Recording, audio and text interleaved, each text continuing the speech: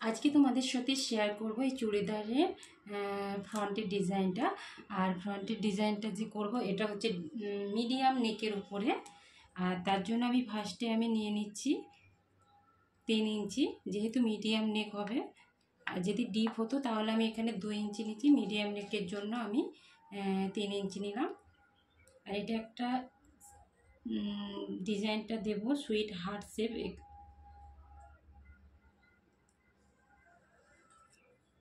তারপরে আমি এইভাবে নিয়ে নিচ্ছি 3.5 ইঞ্চি। আর টোটাল আমি ফিনিশ করব ডিজাইনটা 6.5 মধ্যে দিয়ে এইভাবে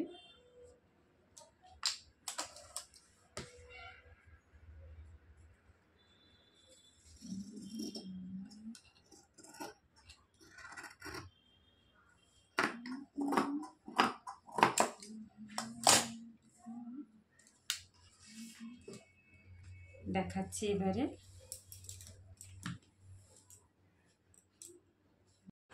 এবারে পাপেন থেকে একটু সরু করে কেটে নিয়েছি। এটা ওই যে সামনের নেকের ডিজাইনটাতে পুরোটা আমি চারপাশে হাইলাইটস করব এটা দিয়ে, চাওড়া পটি দিয়ে। মিনিমাম এটা আছে আমার 2.5 ইঞ্চি আছে। এটাকে এবারে ডবল ফোল্ড করে ধার বরাবর পুরোটা সেলাই করে নেব। ফার্স্টে ধার বরাবর পুরোটা সেলাই করে নিচ্ছি। এরপর পুরো পটিটা উল্টো দিক করে পুরোটা বসিয়ে নিচ্ছি।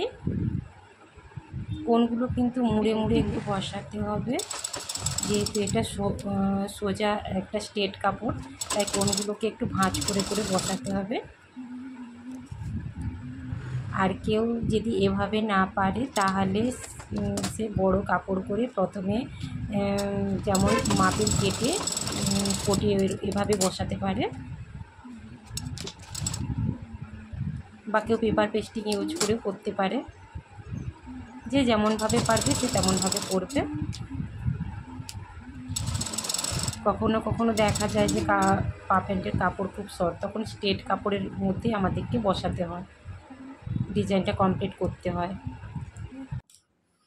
এবার কী করবে, ছোট ছোট এই যে কোণগুলো আছে ছোট ছোট কাট লাগিয়ে দিবে সেলাইয়ের পাশ অবধি।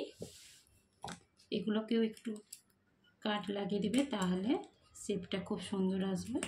আর উল্টানোটাও খুব সহজে উল্টানোটাও ঠিকঠাক হয়ে যাবে।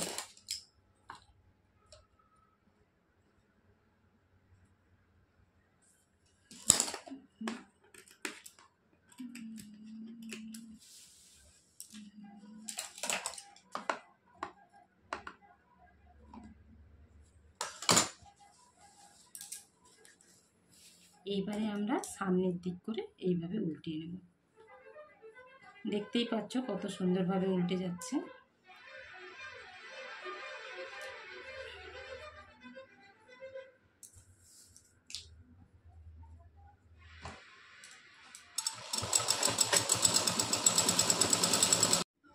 দেখো পুরো ডিজাইনটা আমার কমপ্লিট হয়ে গেছে। ডিজাইনটা কেমন লাগছে?